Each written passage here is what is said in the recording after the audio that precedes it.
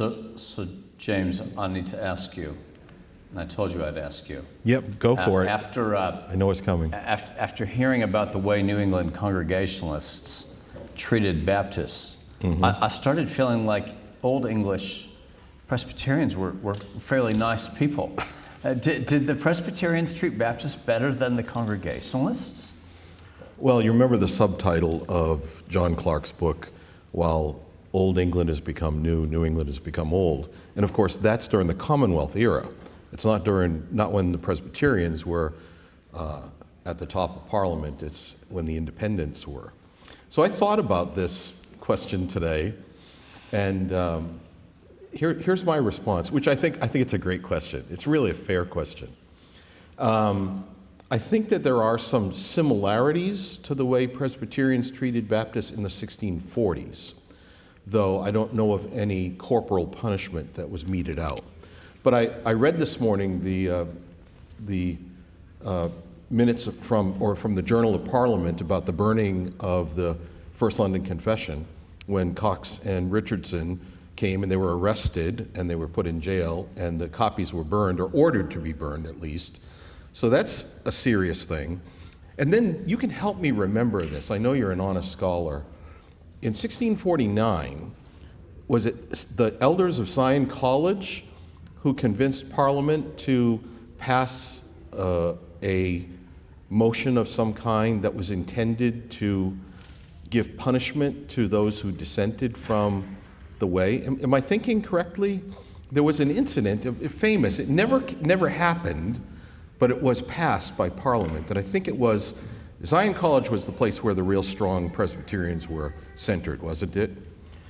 Yes, so Zion College is, it's not officially aligned towards any one polity. It's started by, Episcopalians earlier, but it does come to be dominated by Presbyterians. But there are Congregationalists who are involved in Zion College, and 1649 is kind of a funny time, right? I mean, the king's just been executed. Actually, Baptists and Congregationalists are sort of in charge of the country. So I don't remember the incident. Okay, yeah. I wonder if the timing needs to be tweaked. Could be. It could be 1648 maybe. But it was in the latter half of the 1640s decade. Yeah. So those are two, they're not to the extreme of a public whipping. Yeah. But or exile to the wilderness. Yeah. Which is what they did to Williams. Yeah, of course, there was more going on there. The antinomian controversy, Indeed. Was happening at that time, and Cotton was deeply involved in that. I wonder if he was, to some degree, embarrassed by his involvement, because it started at First Church in Boston. The antinomian controversy was a really disruptive controversy in Boston that came about because a woman was teaching women, and she was teaching, what can I say, more experientially than theologically, and other pastors in the Congregational Synod were concerned about her teaching. It flared up into a huge to-do. She was exiled. She went down to Rhode Island where Williams had been. It was a big mess, and Cotton was right at the center of it. Yeah. Yeah. First and last time that a women's ministry went awry at a church. Yeah, the only time. Not that we can't say things about men's ministries. Why can't I remember her name? Was it Wentworth? Ann Hutchinson. Ann Hutchinson. Yeah, that's right. Yeah. So another question on my mind, and you feel free to come to me with any questions you might have. But you were talking yesterday, and I think you might have run out of time. You were outlining Cotton's views of the keys, and then you hinted twice that you kind of preferred Goodwin and Nye, and that you liked some of the tweaks they offered in their slightly subversive preface. Tell me about that. Okay. What do you like? Yeah. About you all the need to other two? understand that we've had a conversation about this, not answers, but questions. So my mind is a little bit prepared for. But not for the Chad's rest of my asking. questions. Not for the rest, but it's my turn next. No, that's fair enough. And I haven't given you any. No, that is true. I have no preparation. I think that there are two things, especially that Goodwin and I point out, that I prefer their view over Cotton's view. The one is about gifted brothers. because Cotton had a more restricted view of gifted brothers and their ability to preach, where Goodwin and Nye reflect the broader, very common independent or congregational view. Gifted brother is someone who's not an elder in the church, but is formally recognized by the church and granted a license or permission to go out and preach in public. They were concerned, they didn't want anyone, just anyone, to be able to go out and preach in public. They were concerned that the gospel be properly presented and that the man who was approved had some gifts to be able to minister in public. So there was a procedure through which someone would go in order to be able to be approved by the church. And there are instances, at least in the particular Baptist church books, where men went out on their own and they were actually subject to church discipline because they did not have the permission of the church to go out and do that. So I like Goodwin and Nye's approach better. It's not as developed as it will be in the 1650s. You had that controversy between what I call high Presbyterians, because I don't think all the Presbyterians were in agreement, but I call them high Presbyterians, who argued that only those who were classically ordained and trained up at the university had the right to be able to be preachers. And Samuel Pedo, Benjamin Woodall, and there was a third author, published a really important book called The Preacher Sent, I think it was in 1658, in which they argued against that. Now, an interesting incident where this becomes very practical is in the 1660s during the time of persecution in Bristol. Those four churches that I mentioned this morning, the Presbyterian, the two particular Baptists, and the Congregational, all of their ministers were arrested. Not by Presbyterians, by Anglicans, but they were arrested. And so the churches were wondering, how can we worship? What can we do? Well, the three, the Congregational and the Pithay and Broadmead particular Baptists, were willing to meet and have a gifted brother preach. The Presbyterians refused because whoever was put forward to preach didn't meet those two qualifications. So it had a very practical effect on worship in Bristol during the time of persecution. So that's the one. That's one. The other one is what's his name? Cotton. It's very late. I'm still jet lagged from New Zealand. You're doing well. Yeah. Thank you. Cotton's view of evangelists. Now, I'm going to run contrary to almost everybody on this, but I'll explain why, okay? Cotton takes the view that I think John Owen articulates thoroughly and very well, that the evangelist is an office, an extraordinary office that belongs to the apostolic age. And I dissent from that. Let me give you the reasons why. If you think about the 5 offices in Ephesians chapter 4, apostles, prophets, evangelists, pastors, and teachers. Think about them in that order. The first 2 are certainly extraordinary, apostles and prophets. The final 2 are certainly ordinary, pastors and teachers, and evangelists is right in the middle. Indeed, that's why the constant discussion. Yeah, so does it belong with the extraordinary officers, or does it belong with the ordinary? Now, Cotton doesn't spend a lot of time on this. Owen does a lot more. In volume 4 of the Banner set, in the last 100 pages, he has a chapter in which he deals with this. And it's a very good, convincing argument that the evangelist is an extraordinary office, not an ordinary office. There's no qualifications listed in the New Testament. There's no description of what an evangelist does. I think you could infer from what we read in the New Testament what an evangelist does. And so, I tell my students when I teach on this that they need to read Owen and wrestle with Owen because he has a really good argument. But I dissent. Who am I to dissent from John Owen or John Cotton, right? But here's why I dissent. Because I believe that a person who is a pioneer missionary or a church planter is effectively an evangelist from the New Testament era, he fills that role today. Now, it's a pragmatic argument. It's not a theological argument. I'm ready to admit that. But I've known men who can go into an area where there's no Christians of any kind, and in 20 years, God has blessed their work. They've seen conversions, and they've planted a church. I say that man has done the work of an evangelist. So my approach to the question is pragmatic, not theological, And so I want the evangelist to be numbered with the ordinary rather than with the extraordinary. So at the Westminster Assembly, the reason why people were resistant or in favor of the evangelist had to do with episcopacy. Those who wanted to retain the evangelist thought that they were kind of leaving, two quite different takes on this.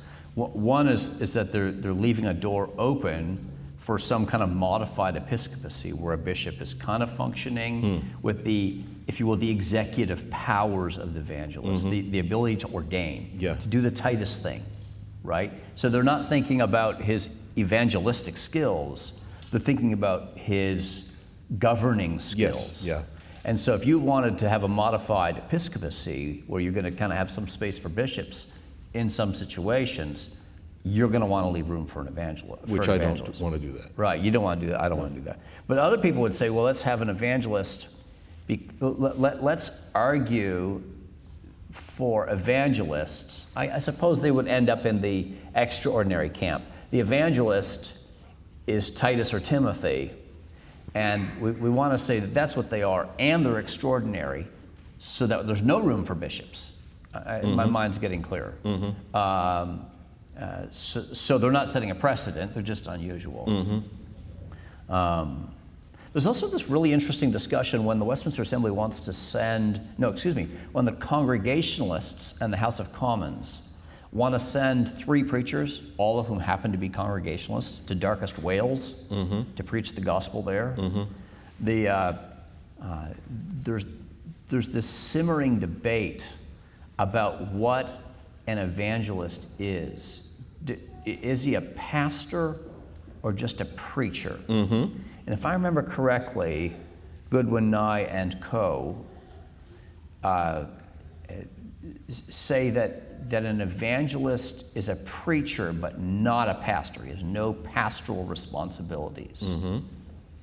Why do they say that? They say it because I think they understand themselves to be in a dual position, right? They're taking money from the state, and to their sort of Church of England congregation, they are just preachers to them. They are functionally evangelists to whoever shows up on Sunday, but then they're pastors to their gathered church.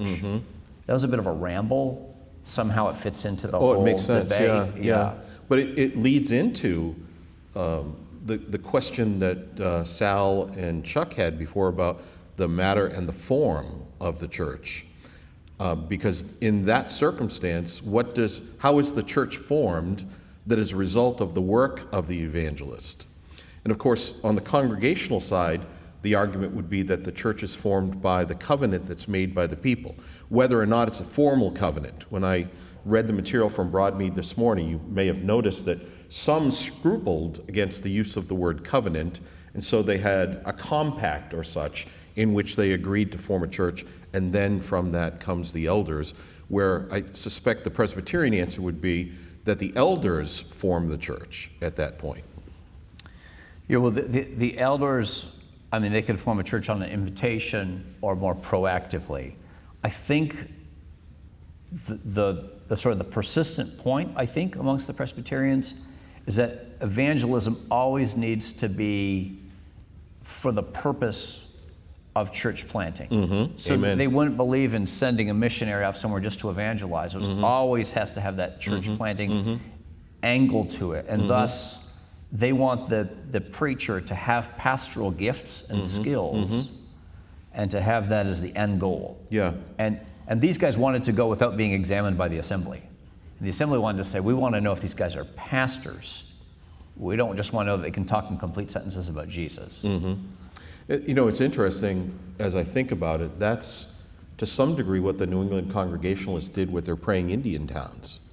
My brother lived in a town that's now called Auburn, Massachusetts, but originally it's called Packagug, and it was one of the praying Indian towns. There was a tribe there that came to faith, and a church was effectively founded in that place of the Native Americans. So that is the goal. I mean, today, evangelicalism is all about evangelism, where we would argue, no, it's not about evangelism, it's about church planting.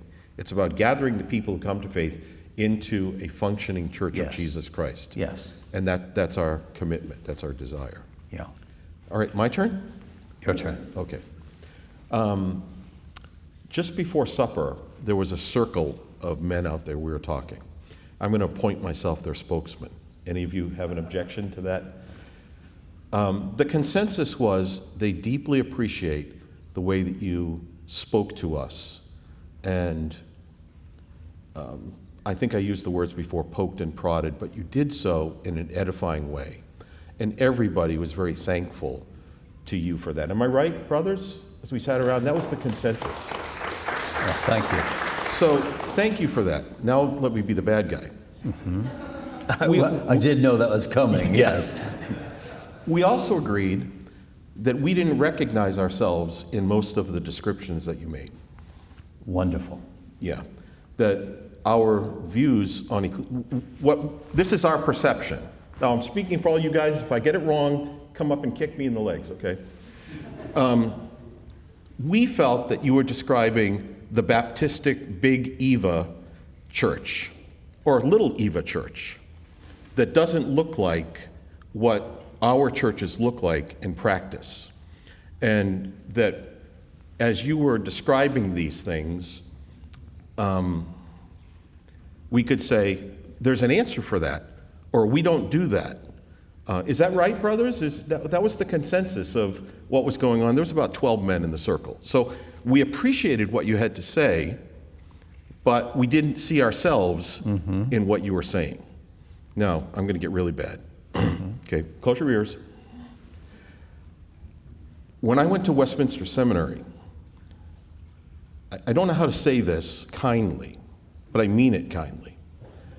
I learned that the students at Westminster, made assumptions about us that weren't true. And I learned that, and this is not an accusation against you, we have read most of the Presbyterian books. The Presbyterians haven't read our books. And so they make assumptions about who we are and what we do. Is that fair? That's what I perceive. So that's not an accusation. I think it's fair Yeah. that Baptists read a lot more Presbyterian books than Presbyterians read Baptist books. Yeah. And I think that would help to straighten out some of those things. You know, we don't want to, we don't want to condemn our evangelical brothers and sisters. They're brothers and sisters in Christ. We'll spend eternity with them. We thank God for them. But at the same time, I think our approach to ecclesiology has been much more thoughtful and nuanced than typically what you would find in, can I call them Big Eva or Little Eva? You know what I mean by that, in those churches. Indeed, yes. Yeah, so okay, so I've said it there. So an initial response, and then I want to hear more follow-up. So I'm wondering if churches in this sort of 1689 circle have sort of books of church order, bylaws, things that supplement chapter 26 in a way that answers questions, in a way that would answer questions that are not, with information not accessible to me, if you will. Because I kind of lingered over 26 and compared it to the Savoy and so on. Yeah, fair enough. Yeah. Yeah. Yes, I think that the answer is yes. Now, there is a problem, and the problem is with a lot of formerly young, restless, and reformed guys, 1689 is cool these days. They get the tattoo on the fingers and all the rest of those things, and yet they haven't really probed into what the confession and the polity is all about. So I love your distinction between ecclesiology and polity. They don't have much of either. And they tend to have come out of dispensationalism and biblicism, which is a proof texting kind of mentality in approaching ecclesiology, where, yes, so far as I know, I hate to use language like this. Well, let me say the more well-established churches. How's that? I'm trying to find language that doesn't have pejorative overtones to it. The more well-established churches have the confession of faith, have a constitution, and have bylaws. And the bylaws often spell out a variety of these things. But some of them are in the confession. It speaks about who may administer baptism and the Lord's Supper in chapter 28. It's not in 26, it's in chapter 28. And there's a whole, well, it's a brief paragraph, but there is a paragraph that says that only those who are duly appointed by Christ, and that means elders, are able to administer baptism and the Lord's Supper. So even there is that kind of language. Yeah, that's helpful. That's good. Yeah. Yes. Yeah. So as I said, I don't want to criticize anybody else, but I do think we have a better developed ecclesiology, not perfect at all, a long way to go, than sometimes our brothers recognize. Yeah. And even being here in this conference, I found myself revising that last lecture, deleting points, adding points, nuancing points, and so on. I was thinking, oh, that's quite interesting. Oh, we better rewrite that.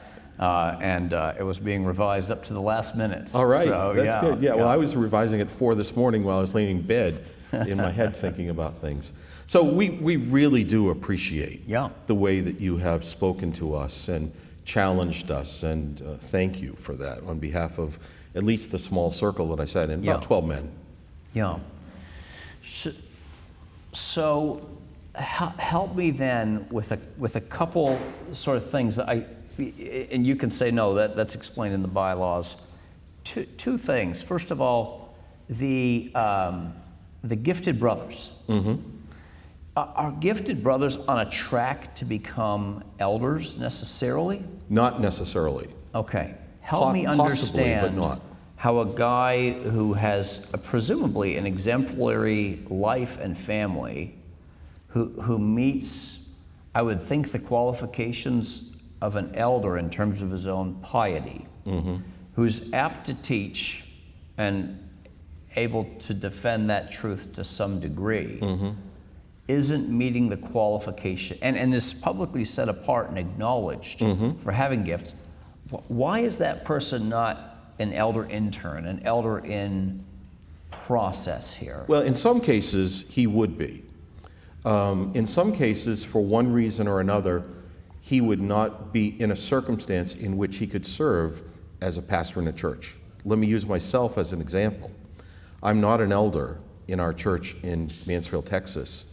And the reason for that is when I was in Escondido and I was a pastor and elder in Christ Reformed Church, Christ Reformed Baptist Church, for the last couple of years I traveled so much that I really felt guilty that I was not present to be able to serve as an elder ought to serve amongst God's people.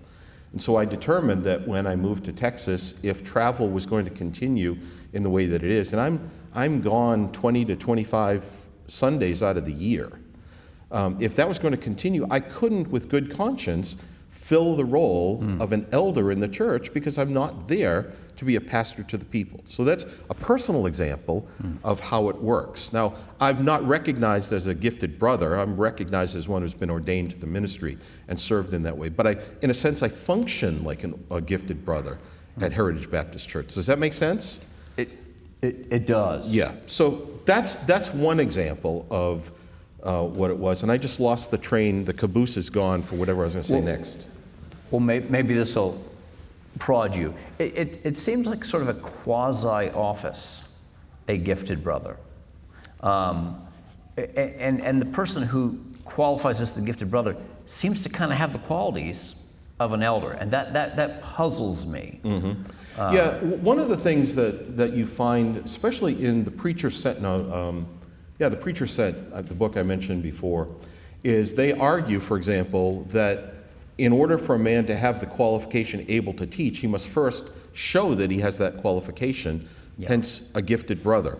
Now, the way that it typically worked when someone was called or given the status was that the church would meet privately, and the man would be asked to preach only to the members. Everybody else was asked to leave, preach to the members, and then the members would evaluate that man with 3 possibilities: yes, no, and come back again. Mm-hmm. And I've seen examples of all 3 in the church record books.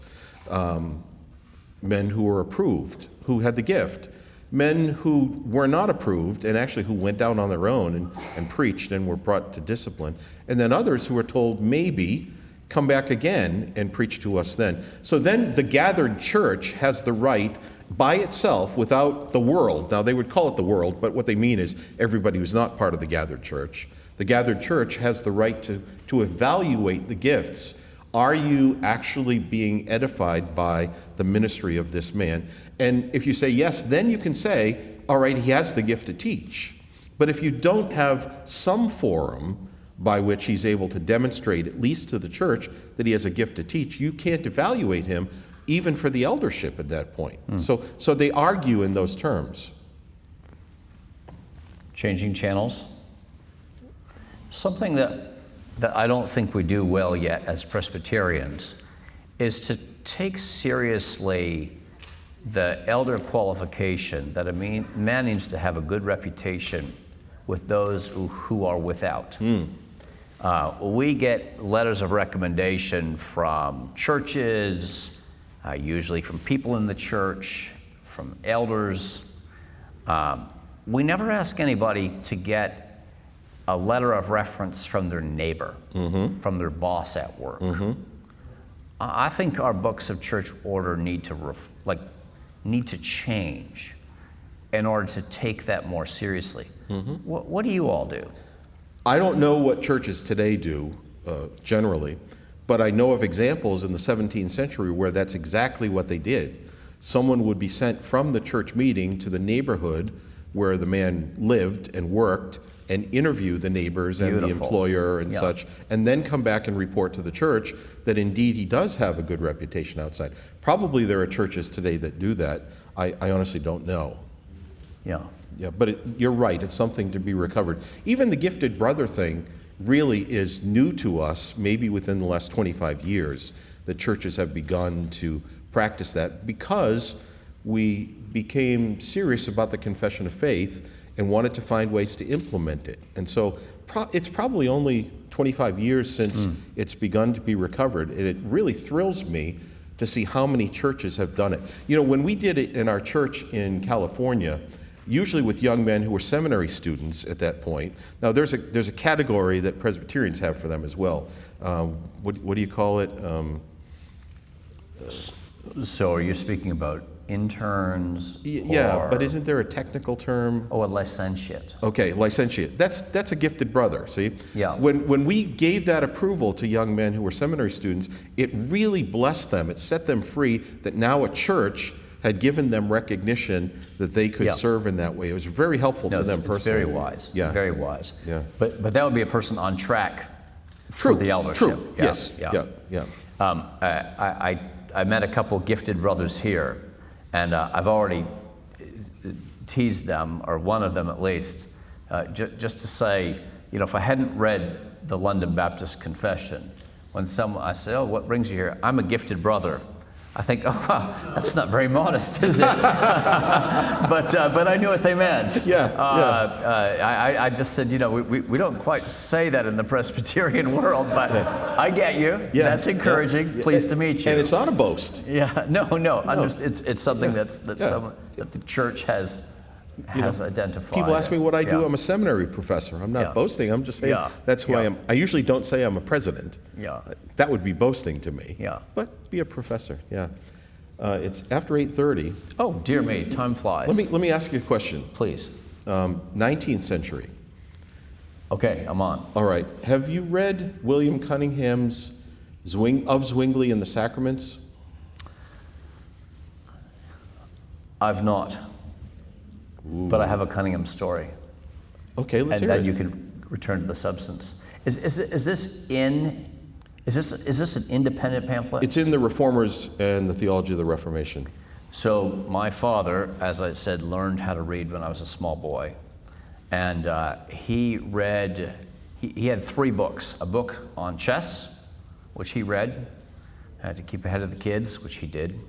He had a book on rocks. He loved rocks. And he had William Cunningham's History of Theology, the 2-volume one. Ugly Banner of Truth yellow cover with sort of protective cellophane wrapping.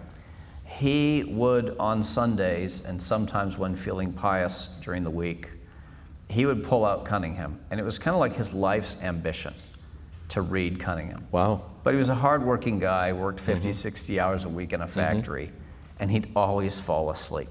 I can't tell you how many times in life I have seen William Cunningham on my dad's That's lap great. as he's sound asleep.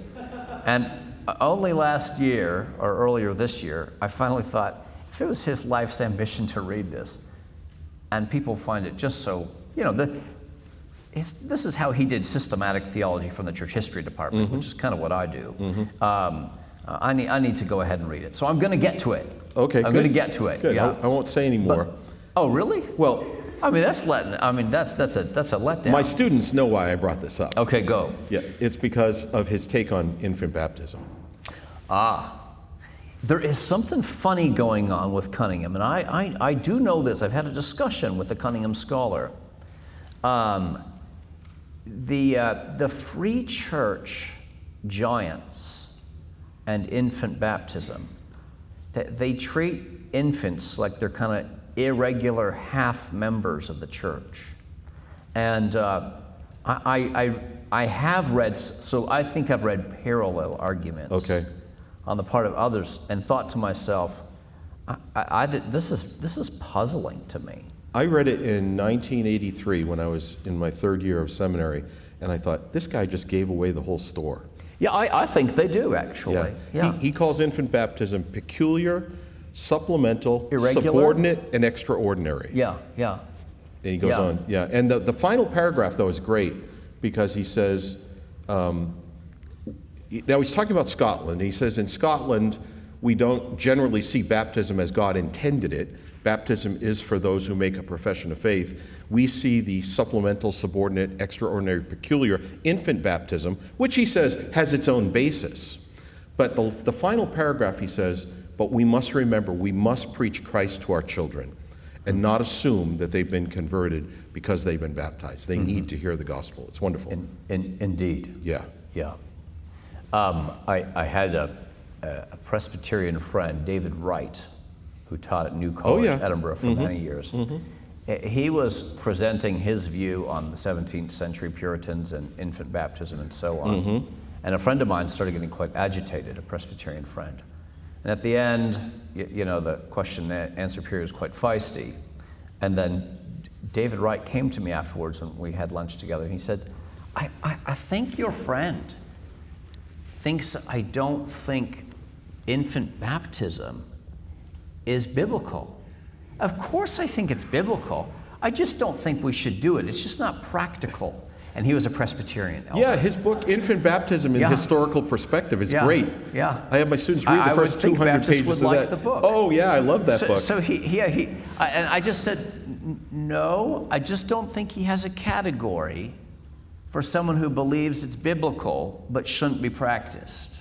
Yeah. I think that's the hang-up here. Yeah. And coming from a Presbyterian elder. And a Baptist reading it loves it. Yeah. Where it comes to. Yeah. Indeed. So no wonder you read Presbyterian And the little books. book there, What Has Infant Baptism Done to Baptism? That little 90-page book that he did, which is really a summary of the whole thing. Yeah. His wife was a Baptist. Was she? They never worshipped in the same church. Really? Wow. So he was an elder at in a liberal denomination. My friends would say a mixed denomination. The Presbyterian Church, the Church of Scotland. Yeah, the Kirk. And she was a Baptist, and I think that drove a lot of these conversations. Interesting.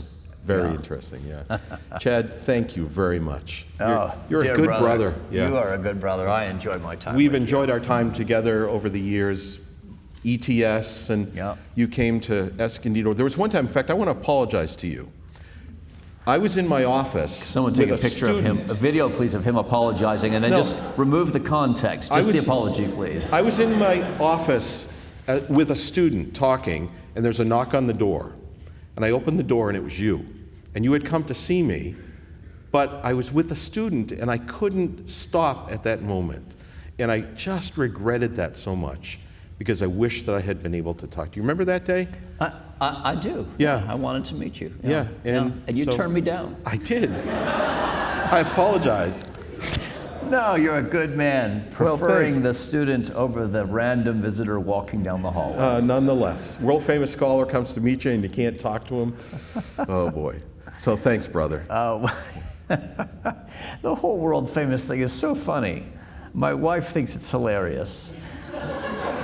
You only get famous when everyone else retires and there's no one left doing what you're doing. All right. Thank Doug? you.